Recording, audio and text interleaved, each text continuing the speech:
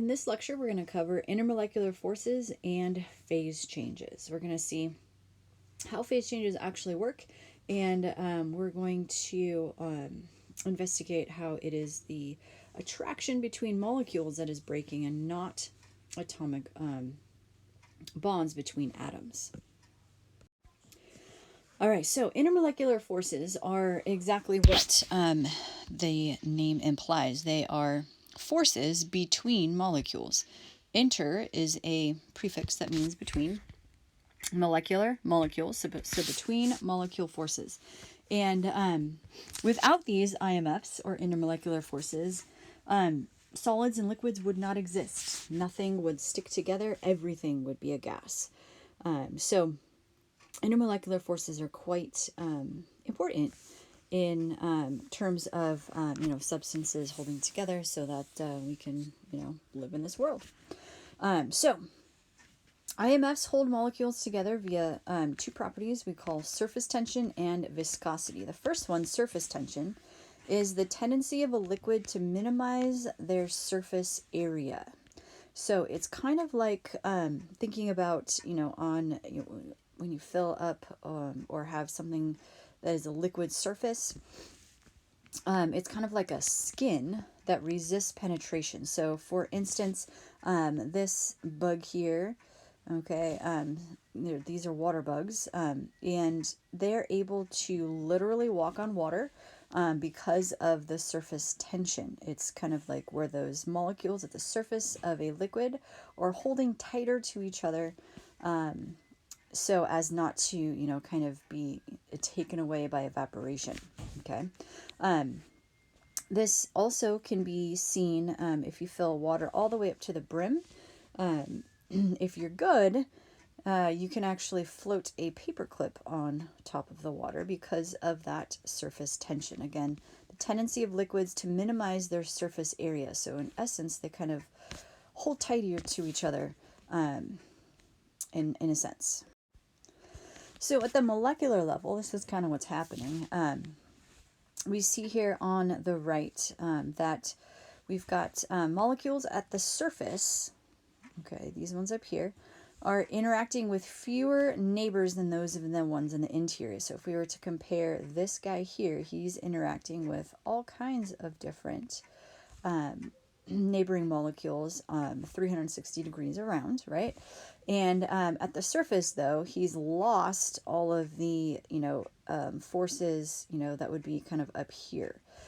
So there's no molecules up there for them to attract to. So basically, they're just attracting to each other sideways, okay, and maybe some molecules that are underneath. Okay, so these guys are inherently less stable than those ones in the interior. So they're going to be, trying to hold on to dear life. I always kind of think of the Toy Story movie with the little aliens in the claw machine, and they're like, claw, right? And they're all holding on to each other, and so the claw picks up not one, but two and three of those little aliens, all right? So that's kind of like, the surface tension holding on to each other. Okay, so liquids have this tendency to minimize the number of molecules at the surface. So they are going to, kind of push some up to the surface and be like, here, you guys be up there.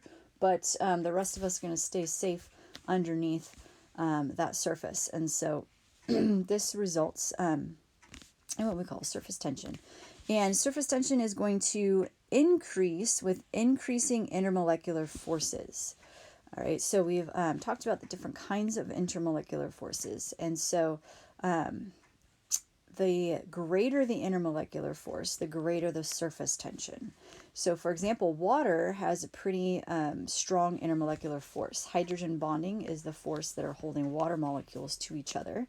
And that is a stronger type of intermolecular force than dipole, and dispersion. Okay, so water has a pretty strong surface tension. But if we were to fill up a glass with gasoline, on the other hand, okay, gasoline has weaker surface tension. In fact, it's pretty much only dispersion because they're just 8-chain Yep. Yeah. So basically just dispersion forces. And so those are really weak. And so you would not be able to float a paper clip on top of gasoline in a cup because of the weaker intermolecular forces. They're not able to hold on to each other at the surface as tightly as water can. All right. So the second characteristic that we were talking about in terms of intermolecular forces is viscosity. And viscosity is, by definition, just the resistance of a liquid to flow. So if a liquid flows very easily, smoothly, you dump it and it's like whoosh, coming out, right? It has very low viscosity. If you pour something out of a beaker and it's like globbing out, it has very high viscosity. Okay, so typically the general rule is the viscosity is greater in substances with stronger intermolecular forces. Okay, so, and that's because these molecules aren't able to move around each other as freely because they're stuck together more tightly, right? So viscosity is affected by intermolecular forces. But we do need to be careful because a lot of times with viscosity, for example, in long chain hydrocarbons, okay, and like syrup and stuff like that, these guys are viscous because of molecular entanglement, meaning that they're just such long molecules that they all just kind of get tangled up in each other. And that's why there's this resistance to flow. That's why they kind of glob out. So like really heavy syrup kind of globs out because of this molecular entanglement. And gasoline holds on as a liquid longer than other nonpolar molecules because it is, 8 carbons long, which is a longer chain than typically. So even though viscosity is related to intermolecular forces and viscosity, something's more viscous with stronger intermolecular forces, we do need to be careful in thinking about molecular entanglement as well, the length of the molecules. All right, so we're going to start talking about phase changes. And the first one we're going to discuss is evaporation. So you leave a cup of water out, and over time, that measurement of water in that cup is going to decrease, right? And so what's happening is that the water molecules are evaporating into the air. So why does water evaporate? Well, water molecules at the surface of the liquid, remember, they have fewer attractions to their neighboring molecules. So although they're trying to hold on tight, they just simply cannot overcome, the evaporative force. Okay, so molecules in this liquid state, okay, always have a distribution of kinetic energy. So that means, molecules are always moving in some sort of fashion. Some of them are moving fast, some of them are moving slow. Okay, and so it makes sense that the ones that are moving faster kind of get bumped up to the surface of the top, all right, of the surface, and they, because they are moving faster, they can't hold on to the neighbors as tightly, and so they're going to be the ones that are going to be evaporating. Okay, so here in this section is kind of what that is saying. So some molecules in the liquid are moving fast enough to have enough energy to break free from the surface, and this results in evaporation, or another term for evaporation is vaporization, going from a liquid to a gas phase. Okay, so I've had this question in the past before. It's like, how do things evaporate if they're not at, for example, water, if it's not at 100 degrees Celsius. So 100 degrees Celsius is the boiling point, and evaporation occurs at that temperature, but evaporation does not have to, or does not always occur at that temperature. It can occur at lower temperatures. It can even occur at really low temperatures. If you think, on cold winter days when you take a shower, your hair still dries even in the cold weather, right? And that's because of this distribution of kinetic energy. Okay, so the molecules having, varying amounts of kinetic energy, the ones that are moving faster are going to be able to break free from the surface and evaporate into the air. So when we're talking about evaporation, there's some things that can speed up evaporation or slow down evaporation. So greater surface area, okay, of a spill is going to basically be an advantage of evaporating more quickly. So if we spill water on a table, spread it out, okay? The greater the surface area leaves more molecules susceptible to evaporation, right? So the greater surface area, the more molecules are on the surface, and so those molecules will gain energy enough to evaporate. So I kind of like to think about the sucky paper towels at school. The paper towels you've got in the classroom or in the bathrooms aren't very absorbative. And so these guys, when I'm thinking about cleaning up spills of water, I'm like, just grab the paper towels, we'll spread it around, and it'll evaporate much quicker than if it's just sitting in a puddle. So the paper towels help in order to clean up the spill, but not because they're absorbative, but because they're a good tool to spread out the spill so that it evaporates quicker. All right. Obviously, warming or heating up the liquid is going to make it evaporate more easily because, again, it's gaining greater energy, and the ones with greater energy are going to evaporate a lot quicker. So warming up the water is definitely going to make it evaporate much quicker. And also, the last one here is when we're comparing different liquids to each other, the ones with weaker intermolecular forces are going to evaporate more quickly. And that makes sense because if they're weaker intermolecular forces, they're not holding on to each other strongly. So therefore, they can gain less energy and be able to evaporate than the ones that are holding on with much stronger intermolecular forces. So if we are comparing water versus rubbing alcohol, water is pretty strong intermolecular force, but rubbing alcohol is a weaker intermolecular force. There's a dipole-dipole force holding the molecules of rubbing alcohol together versus hydrogen bonding, which is holding water together. So rubbing alcohol is going to evaporate quicker than the same amount of water would, okay, because of the intermolecular force. All right, so here's kind of just a wrap up of what we were talking about the last few slides. It says, in general, the rate of vaporization, or remember that is also is another word for evaporation, increases with increasing surface area, increasing temperature, and decreasing IMFs. Okay, so that's how we're going to get evaporation to go quicker. If we increase the surface area, if we increase the temperature, or if we decrease the intermolecular forces holding those molecules together. All right, so one last vocabulary word for this section is volatile. So liquids that evaporate super easily are what we call volatile, and those that don't evaporate very easily are called non-volatile. And typically volatile liquids are going to have some kind of smell to them, typically. So that's because more of the molecules are coming up from the surface, hitting your nose, and if they're the right size molecule with the right polarity, they're going to trigger those receptors in your nose so that you smell its smell. All right, so if we're talking about evaporation, then the opposite of evaporation is condensation. So remember, evaporation is going from a liquid to a gas.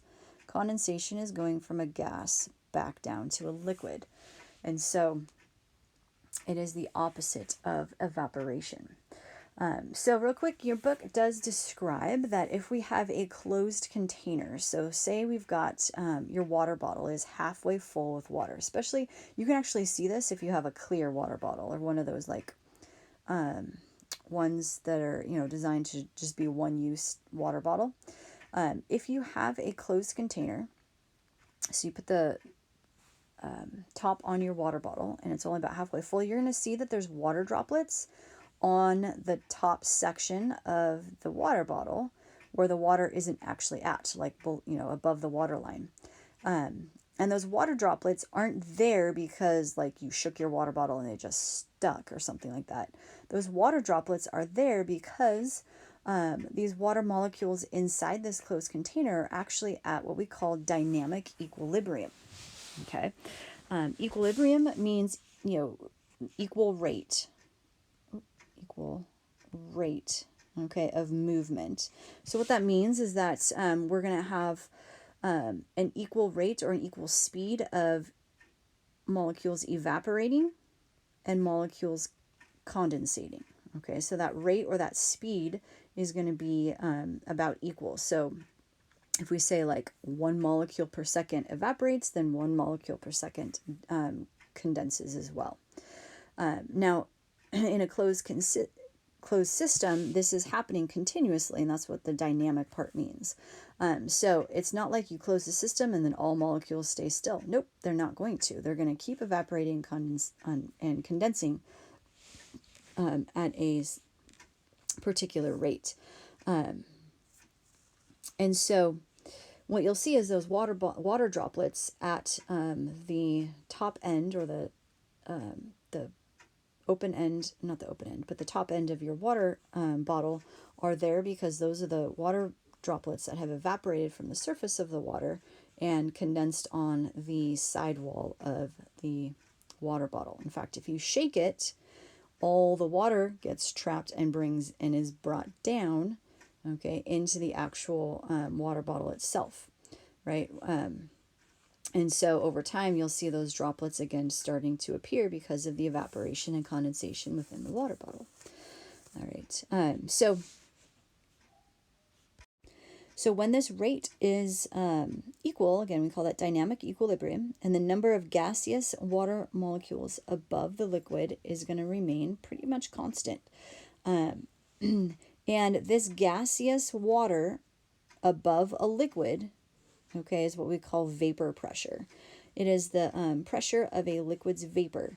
And if we have a closed container, right, where we've got, let's just say this is a water bottle, here's the water line, right, we have evaporation and we have condensation going on. That means we've got little, there we go, just trying to draw these little like water vapor particles. Okay, we've got a constant amount of vapor particles above the surface of the water here, and they're exerting pressure on the water itself. Okay, so this is what we call vapor pressure, the pressure of a liquid's vapor, and it will increase. The vapor pressure will increase with increasing temperature, meaning that if we increase the temperature, then the vapor pressure will increase because now more water molecules are going from a liquid to a gas phase, and if they're trapped, that means there's going to be much more pressure there. And then vapor pressure decreases, on the other hand, it decreases with increasing strength of intermolecular forces. Okay, so if we have strong intermolecular forces, then the vapor pressure is going to be lower, okay, for a liquid than if it had weaker intermolecular forces. Okay, so and that's because stronger intermolecular forces, not as many molecules are going to be gaining enough energy to evaporate, and so there's going to be less particles of gas above the liquid than if we had a weaker intermolecular force. Okay, so for example, if we had water versus rubbing alcohol, water is a stronger intermolecular force, so that means its vapor pressure is going to be lower. There's going to be less gaseous water molecules over the liquid surface, and that's because it's got stronger. The water molecules are holding stronger. In a rubbing alcohol has weaker intermolecular forces, so that means more molecules are able to break free from the surface of the liquid and go up into gas form. And so the vapor pressure of rubbing alcohol will be much more. Okay, it'll be a greater vapor pressure. All right, so talking about evaporation, let's go back and talk about boiling point, right? So boiling point is the temperature at which something starts to boil, or, where we've got, if you think about putting a water on to boil to cook something, right? It's that point where we can see those rolling bubbles coming up from the bottom of the pan up to the top, and it's quite vigorous, right? It's like, boiling like this picture here, where we get these bubbles coming up not just from the surface, okay, but from the bottom. And this is because at a liquid's boiling point, the temperature at which the vapor pressure of a liquid is equal to the pressure above it. Okay, so what that means is that as we're adding energy into this liquid, okay, it is basically providing, enough pressure upward so that the internal, not just the ones at the surface, okay, but the molecules at the bottom and in the middle are able to have enough energy to be pushed up and out. Okay, so that's what's happening at the boiling point. So the thermal energy is enough for molecules within the interior of the liquid, not just the surface, to break free into its gas phase. And so once this boiling point is reached, any additional heating only causes more rapid boiling. It does not raise the temperature of a liquid. Okay, so this goes back to something we learned in regular chem. Okay, this picture right here on the bottom right hand side, this is what we call a heating curve. Okay, so a heating curve shows the different phase changes of a substance. So here we've got from A to B, that is representing the solid form of that substance. So for example, this heating curve is for water. So A to B is solid ice. As soon as it hits its melting point, or for water, 0 degrees Celsius, it starts to melt, right? So we can see the melting here. And we see this melting is a flat plateau, okay? It is a flat plateau because the temperature at this point, the temperature stays the same, okay? So whatever energy we're putting into the system, all that energy is going to break up the intermolecular forces between the solid and make it a gas and make it a liquid. Okay, so the temperature is not increasing, but what's happening is that the energy is not going in to making the molecules move faster. That's what temperature. Remember, temperature is a measurement of how fast molecules move. It is not, the energy going in is not making the molecules move faster, but what's happening is it's making the molecules separate from each other. So solid molecules that are typically super packed together and just vibrating, that energy is now forcing those molecules to break apart, okay, into a liquid form where they're a little bit further away, right? They still have some attractions to each other, but they're a little bit further away, but they're not so jam-packed, okay? So once all of the solid ice is melted, okay, then if we add more energy, we're going to actually increase the temperature. Okay, so the temperature, the energy is used to increase the temperature, and that continues to go up, up, up, up, up, up until it reaches this boiling point. Okay, so this is the boiling point, or the point where it starts to evaporate. And again, just like it says here, any additional heating does not raise the temperature of the liquid. That's what's happening here. What's happening is that the energy is not going into making the molecules move faster. It is breaking IMFs. IMFs start to break. Okay, and IMFs break in melting only slightly so that it's a liquid. In turning liquids to gases, IMFs completely break apart. So there's no attraction between these molecules at all. They're completely spread apart with no attractions to each other. That is a gas. All right, so when a substance reaches its boiling point, the intermolecular forces break completely apart from each other, so now it's a gas instead of a liquid. All right, so this heating curve is super important to understand, so make sure that you either go back and re-listen to what I just was talking about, or go back to that section of the textbook and read about heating curves, because there is going to be a question on your test about heating curves, and you'll have to draw it and explain what's going on. All right, so when we're talking about evaporation and energy, we've been talking about molecules gaining energy to go from a liquid to a gas, right? What that means, though, when molecules gain energy, it means that it's an endothermic process. So evaporation is an endothermic process where heat is absorbed, okay, into the substance. And remember that energy that is being absorbed is required to break the molecules away from each other. Molecules is the key word there. Okay, we are not breaking bonds. That is super important to know. We are not breaking atoms from each other. Okay, because remember, bonds is between atoms. So bonds equals atoms. It's kind of like, if you took your SAT, right? Bonds is to atoms like molecules is to blank, and that blank is intermolecular forces. So in phase changes, we are breaking intermolecular forces, not bonds.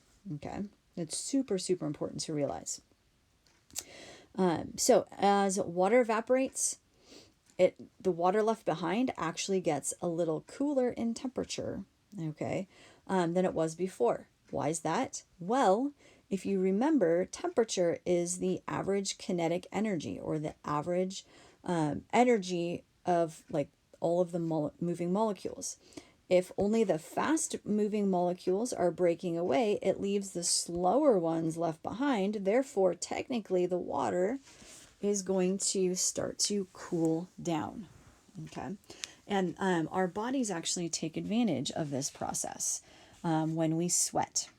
So when we sweat, it is a biological process that helps cool our bodies down, because the sweat is taking away energy, okay, heat energy from our bodies. And if that heat energy is going away from our bodies, then our bodies are able to cool down.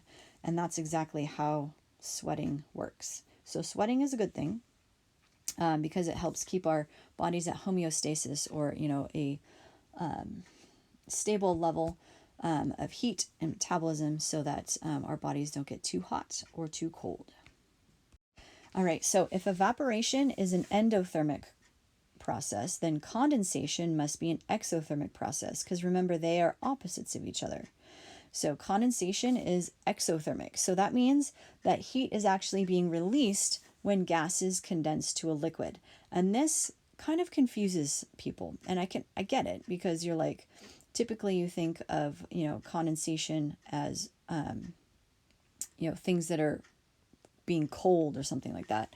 But heat is actually being released in order to get those gas molecules to slow down in order to become a liquid again. Okay. And so what I think about in this terms is actually my kids when they were little.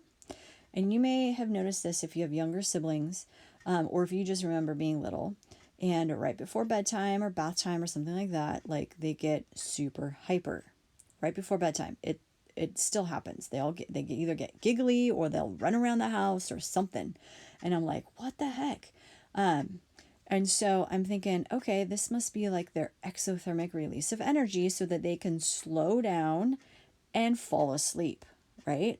So that's kind of what's happening with condensation. The gas molecules are moving so fast, right, that they have to actually release or let go of that energy in order to slow down, to find each other again, to, bring that intermolecular force back, that attraction between molecules back together to make a liquid. Okay. So that's what condensation is doing. We're slowing down gas molecules so that they can find each other again and stick if they've got strong intermolecular forces and turn into a liquid. So steam burns, if you've ever had a steam burn, maybe, you were making spaghetti and you're draining the hot water from it, the steam plume goes up into your face, and you're like, ah, that hurts, right? It hurts because it's releasing heat into your skin. The water vapor is literally hitting your face, and as it hits your face, it condenses. And so if it's condensing into water droplets again, then it's releasing energy, and that energy is going into your skin, and that's why it burns. Okay, so looking back at this heating curve, condensation, okay, is this, if we have to look kind of back from top to bottom for condensation, because we're taking a gas and we're turning it back into a liquid. So it's going down. So we'll talk about freezing and melting in a little bit too, but condensation is like reading the graph backwards from right to left, and evaporation is reading it forwards from left to right. All right, so it wouldn't be a proper chemistry course if we didn't put some numbers into all this energy that we're talking about, right? Because remember, we can quantify molecular movement. And so when talking about evaporation and condensation, there is this concept of what we call heat of vaporization. So heat of vaporization, remember vaporization just means evaporation. So heat of evaporation, I spelled that wrong because that's supposed to be an O. Evaporation. So it is symbolized by this symbol here, delta or triangle H, and we have the little VAP there to represent vaporization, because we're going to talk about this again when we talk about freezing and melting. So heat of vaporization is the amount of heat required to vaporize 1 mole of liquid. So if we have a mole of liquid water, for example, it's going to take this much energy, 40.7 kilojoules per mole, right? And if you remember, 1 mole of water weighs 18.02 grams. So if we have 18.02 grams of water in our cup, it's going to take 40.7 kilojoules of energy in order to evaporate it all. Okay, so that's what heat of vaporization means. How much energy is required to evaporate a mole of that substance? Now for vaporization, remember vaporization is an endothermic process. So delta H is going to be positive for endothermic processes like vaporization. We've talked about this before when we talked about calorimetry back in Unit 1. So that positive and negative sign before the energy is going to be telling us which way energy is going. A positive means energy is going into the liquid. So, for example, when we vaporize something, energy is going into the liquid in order to evaporate it. But for condensation, it's going to be negative because remember, condensation is a release of energy. It's an exothermic process. So if it's the same exact number, so for example, water is 40.7 kilojoules per mole, whether it's being evaporated or condensed. It just would be a positive 40.7 kilojoules, right, per mole if energy is going into the system and we are evaporating it. But you could also technically say, hey, if we just condensed a mole of water from, a gas, then that energy was released and it would be a negative 40.7 kilojoules per mole. Okay, so same value, just a different sign before the number. All right, so heat of vaporization. This is important to realize, but I'll always give you, like on the tests and stuff, I'll give you the appropriate delta H to use in order, for the temperature that it's at. Okay, so heats of vaporization are temperature dependent. Okay, meaning that if something is already at a high temperature, it's going to require less energy to vaporize than something that is a lower temperature to start with. So go back to cooking, right?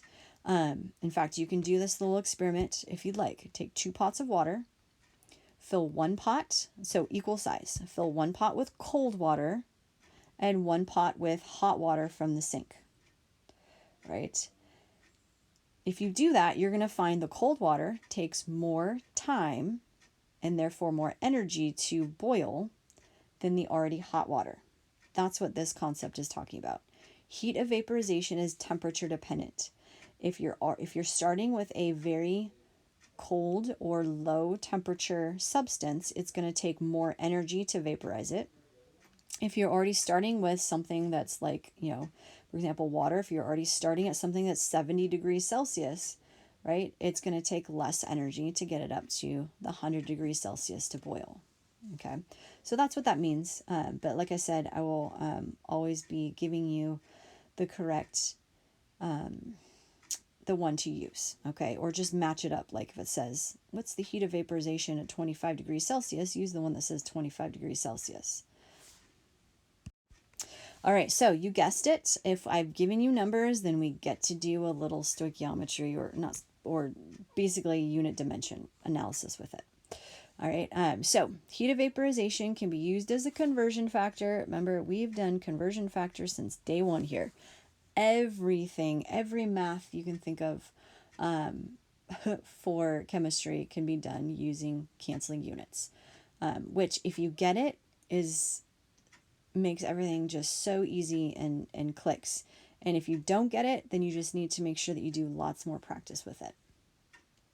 All right, so we can use it as a conversion factor between moles and heat, right? Because remember, our unit is kilojoules per mole. So that means we can use this conversion factor between heat and moles.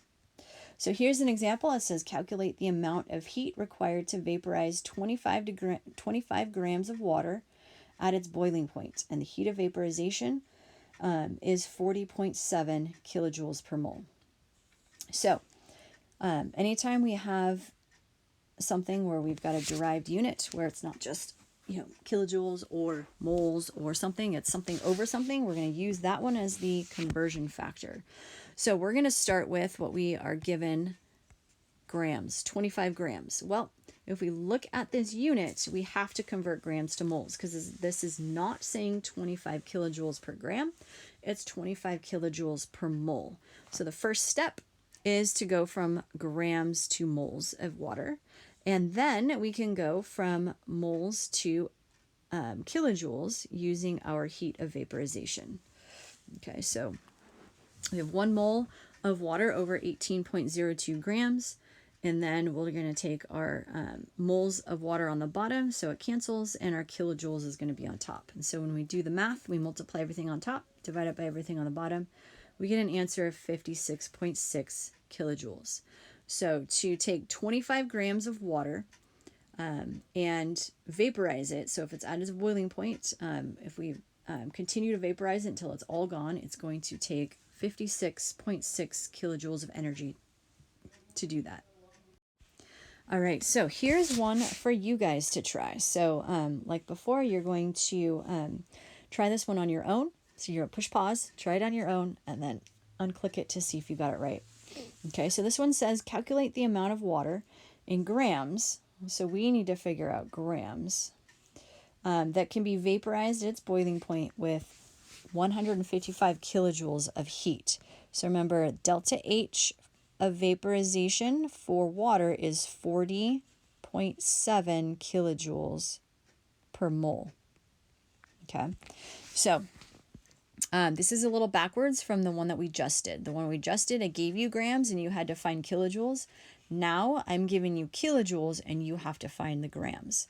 So use the conversion factors, like typically, to go from kilojoules to grams of water. So go ahead and pause it, try it, and then let's see if you did it right.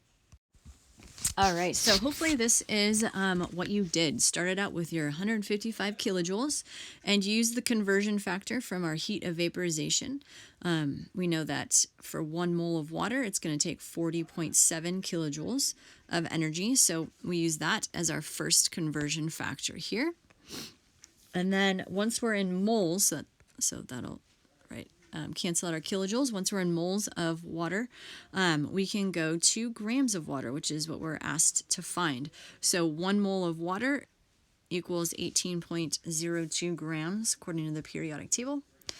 So we're going to do the math, 155 times 1 times 18 and divided that by 40.7. Should have got 68.6 grams. So that is a typical question that you'll be asked on the exam. So make sure you guys understand how those work. There's lots of practice problems in the textbook for it. All right, and if you're confused, go back to that little section in the textbook and make sure you guys read through the examples and go through that. Okay, so far we've been talking about this top half of the heating curve, vaporization and condensation, going from liquid to gas or gas back down to liquid. Now we're going to take a look at the other phase changes, freezing and melting. Okay, so we're going to take a look going from solid to liquid and liquid back to solid.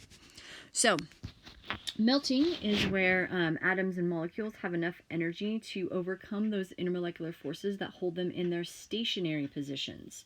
That's fancy for melting is the energy required to break the intermolecular forces from vibrating solids to a little bit flowing liquids. Okay, so once the melting point of a solid is reached, again, additional heating only causes more rapid melting. It does not raise the temperature. So like I said before, once you hit this plateau here, okay, we have no temperature change, because what is that energy doing? The energy is used to break the intermolecular forces, right? So we talked about in vaporization, the intermolecular forces are broken completely from each other. Okay, in melting, the intermolecular forces start to break. Okay, meaning that they're no longer super like close, compact, and stuck together. They can move around a little bit, but they're still attracted to each other. Okay. So only after all of the ice melts does the temperature start to rise again. So we have to get this solid all the way through its melting phase, and then the temperature can start to rise again when we add more energy. So similar to vaporization, melting is an endothermic process because we have to put in energy. Okay, heat has to be absorbed in order to get something to melt. Because solids that are just moving and vibrating, just standing there, basically shivering right next to each other, need energy in order to kind of loosen up, right? And be converted to a liquid. So melting ice absorbs heat from the liquid in a drink and cools it. So that one is kind of explaining why putting ice into like your iced tea, Coke, drink, ice, water, whatever, to make it colder. This is how it works. The ice absorbs the heat from the liquid. Okay, so now the liquid has less fast-moving molecules, and it inherently cools down its temperature. Okay, so that's how ice works on the molecular level. Okay, now freezing is the opposite of melting, right? So freezing, you're going from a liquid back to a solid. So in terms of energetics, freezing is an exothermic process. So freezing is exothermic because that energy, just like in condensation, in order to slow down the molecules, right, the energy needs to be released. So again, exothermic reactions, think of, your little brother, sister, cousin, or you when you were little getting all hyper right before bedtime to release your energy in order to slow down, crawl into bed, and fall asleep. Okay, same thing here with condensation and now with freezing. Liquid molecules have to release their energy in order to be able to slow down and stick together and vibrate in a solid form. Okay, so your freezer and refrigerator are actually doing this process of grabbing the heat, okay, and making the stuff inside release the heat in order to make the temperature cooler. In fact, if you put your hand either behind or underneath, depending on how it's designed, you'll feel that it's warm, and either behind your refrigerator, underneath your refrigerator, because the coils that are gathering the heat are drawing the heat away from the stuff inside and having to release it into the environment, okay, of your kitchen. So that's kind of how refrigerators and freezers work. They draw the heat out in order to make the molecules slow down so that they go from, a liquid to a solid, or a solid to, a gas to a liquid, or a liquid to a solid. All right, so just like we saw in evaporation and condensation, we can quantify this amount of energy that is needed to make, the intermolecular forces start to break apart, right? So in evaporation and condensation, we call that the heat of vaporization. When we're talking about melting and freezing, we call it heat of fusion. And you see here, we still have delta H, but now we have the FUS instead of the VAP, okay? So FUS means fusion, and that's for the melting freezing number, okay? VAP, or VAP, which back in my day when I was learning about it, didn't mean anything but vaporization, but now it means like smoking without a cigarette, but that's so weird to me. So it sounds bad when I say it now, but it didn't sound bad when I was learning it before. So heat of vaporization, the delta H vape, is for boiling and condensing, right? And then the FUS, the fusion, is for melting and freezing. Okay, so we're going to... it's going to work the same way. It's the amount of heat required to melt a mole of solid, whatever substance it is. So each substance is going to have a different number depending on how much energy is needed to melt the solid. For water, it is 6.02 kilojoules per mole. And you're going to see that this heat of fusion is significantly less than the heat of vaporization. Remember, the heat of vaporization for water was 40.7. Remember that? It's a lot more energy than 6.02. And the reason why is because, remember, vaporization requires the complete separation of the molecules from each other. We are completely breaking apart those IMFs when we are vaporizing or evaporating it. For fusion, we're not completely breaking them apart. We're kind of getting them, broken apart a little bit from each other, but they're still sticking around as liquid form. Okay, so that's why the heat of fusion is much less. So just like we saw in the other ones here, we're going to have a delta... that's why. It's the wrong pen. There we go. The delta H will be positive for endothermic. So if we are melting something, the value is going to be a positive sign. If we are freezing something, so going from a liquid back to a solid, it's exothermic, and so we're going to have a negative sign in front of our number for delta H. All right, so let's see how this works. So this is going to work the exact same way that we saw in the vaporization and condensation, right? So we can use this delta H because it is kilojoules per mole. We can use that as a conversion factor between moles and heat. So here's an example. Calculate the amount of heat required to melt 25 grams of ice at 0 degrees Celsius. And here's our heat of fusion, 6.02 kilojoules per mole. So just like we did last time, we're going to start off with our 25 grams of water, and we're going to convert it to moles because our conversion factor needs moles in order to do so. So we convert it to moles, and then from moles we can use our conversion factor, or delta H, to get it to kilojoules. And you can see that last time the answer that we got for 25 grams of water to gas form, right, was much higher kilojoules than what it is now just to melt. In fact, when we figured out how much energy it took to vaporized 25 grams of water, it was 56.6 kilojoules.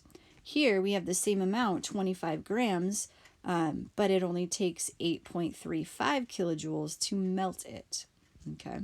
And then that's because the intermolecular forces are not being completely overcome when we are melting something, like we are when we vaporize something.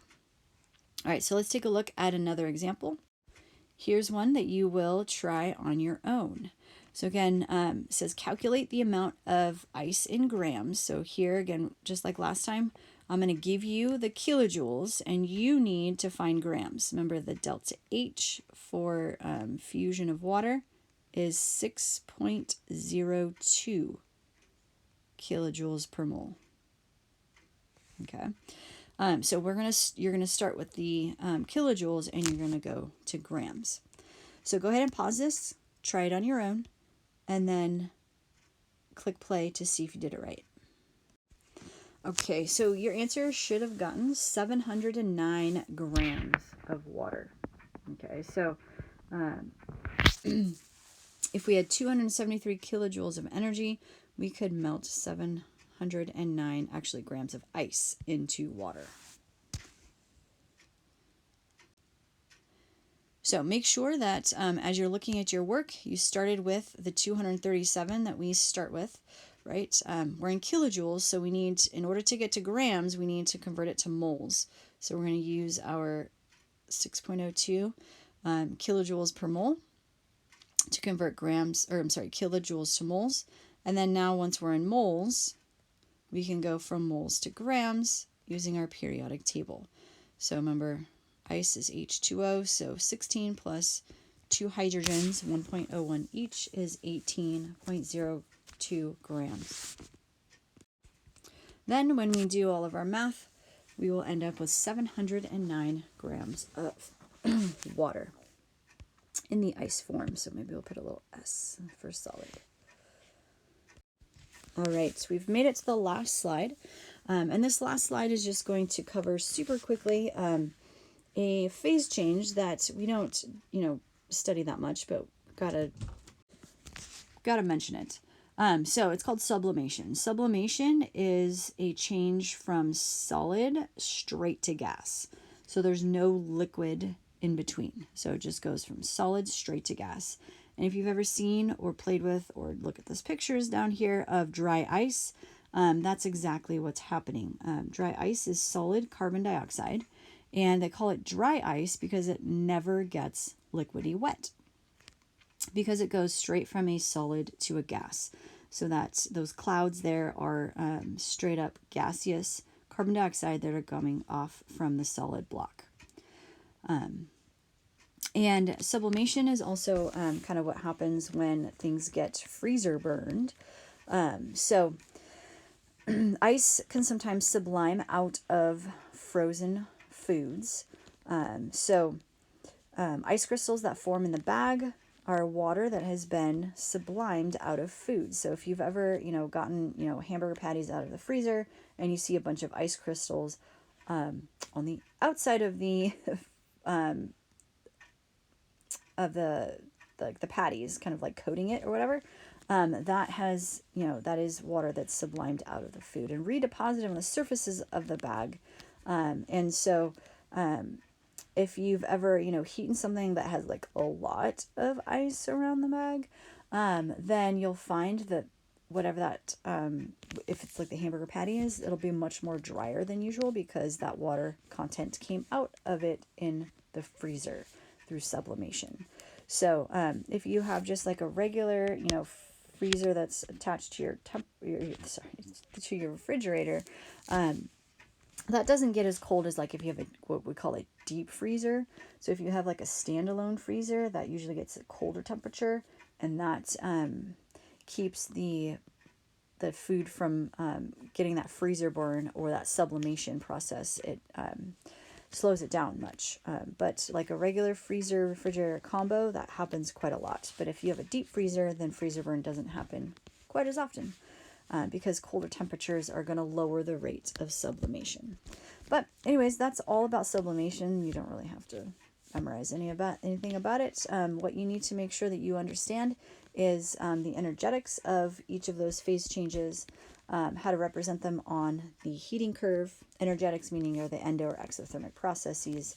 And then obviously the fact that phase changes are occurring because of intermolecular forces being broken or coming back together, not bonds, right? And then last but not least, make sure you know how to calculate the heat of fusion and heat of vaporization.